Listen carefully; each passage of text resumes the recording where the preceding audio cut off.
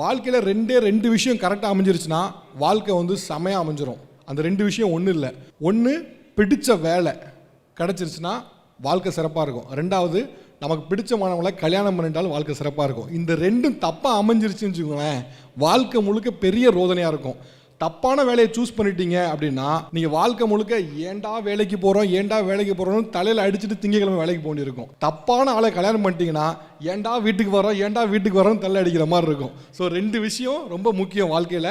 இதை மட்டும் தயவு செஞ்சு கரெக்டாக பண்ணிவிடுங்க.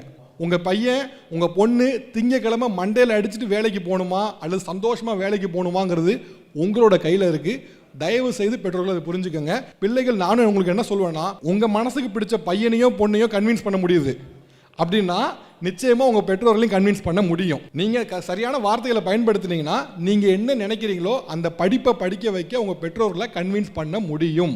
அதை நீங்கள் முழுமையாக நம்புங்க. தப்பான இன்ட்ரெஸ்ட்டே இல்லாத ஒரு படிப்பை படிச்சுட்டு ஏண்டா வேலைக்கு போகிறோன்னு தயவு செஞ்சு ஃபீல் பண்ணுற நிலைமைக்கு வந்துடாதீங்க. எனக்கு அந்த வகையில் ரெண்டு வகையிலும் ஹாப்பி. நான் நினச்ச வேலையை தான் பார்க்குறேன், நான் நினச்ச பெண்ணை தான் திருமணம் பண்ணேன். அதனால் நான் ரெண்டு வகையில் எனக்கு வாழ்க்கையில் திருப்தியாக தான் இருக்கேன். அந்த சந்தோஷம் நீங்களும் அடையணும் அப்படின்னு நினைக்கிறேன். எனக்கு பிடிச்ச வேலை மீடியான்னு அங்கே சுற்றி கடைசி இங்கே வந்திருக்காங்க. இவ்வளோ தூரம் போக வேண்டாம், டைரெக்டாக ஒரு ஊருக்கு வழி இருக்குங்கப்போ டைரெக்டாக போயிடலாம். மீடியாவில் இருக்கக்கூடிய காம்படிஷனுங்கிறது அதுதான். நீங்கள் மீடியா ஆட்களோட மட்டும் காம்படேட் பண்ண மாட்டீங்க, மீடியா ஆட்கள் தாண்டி மற்றவர்களோட காம்படேட் பண்ண வேண்டியிருக்கும். அப்படி காம்படேட் பண்ணுறதுக்கு என்ன தேவை?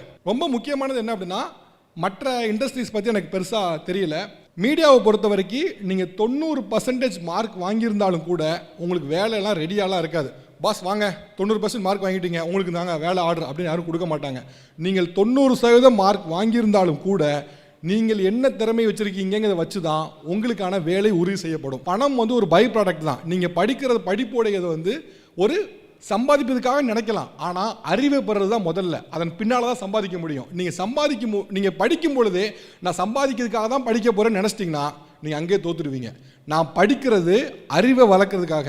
அந்த அறிவை வச்சு சமூகத்துக்கு என்ன பண்ண முடியும், எனக்கு என்ன பண்ண முடியும்னு நினைக்கும் போது நீங்கள் சக்ஸஸ் ஆகிடுவீங்க. மீடியாவில் உங்களுக்கு ஆர்வம் இன்மையாக இருந்துச்சுன்னா தயவு செஞ்சு இந்த பக்கம் வந்துடாதீங்க. மீடியாவில் எப்பவுமே 3 விஷயம் தான் அடிப்படை: ஏன், எதற்கு, எப்படி. இந்த 3 தான் பேசிக்கான எல்லா விஷயமும். இந்த கியூரியாசிட்டி ரொம்ப அவசியம் மீடியாவுக்கு. நான் பொதுவாக எல்லா ஃபீல்டுக்கும் இந்த கியூரியாசிட்டி அவசியம்னு சொல்லுவேன். மீடியாவுக்கு இந்த கியூரியாசிட்டி ரொம்ப அவசியம்.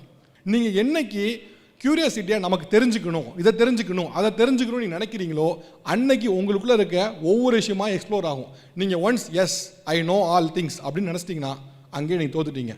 எல்லாருக்குள்ளேயும் இந்த ஆர்வம் கண்டிப்பாக வளரும் போது இருக்கும். ஆனால் வளர்ந்த பின்னால் எனக்கு அது தெரியும் இந்த ஆட்டிடியூடில் தான் தோத்துடுறோம். மீடியாவுக்கு இந்த ஆட்டிடியூட் ரொம்ப முக்கியம். எனக்கு இந்த விஷயம் பற்றி தெரிஞ்சுக்கணும், நான் க்யூரியஸாக இருக்கேன், இந்த விஷயம் ஏன் நடக்குது, எப்படி நடக்கு, எதுக்காக நடக்கு, இந்த 3 விஷயம் ரொம்ப அவசியம்.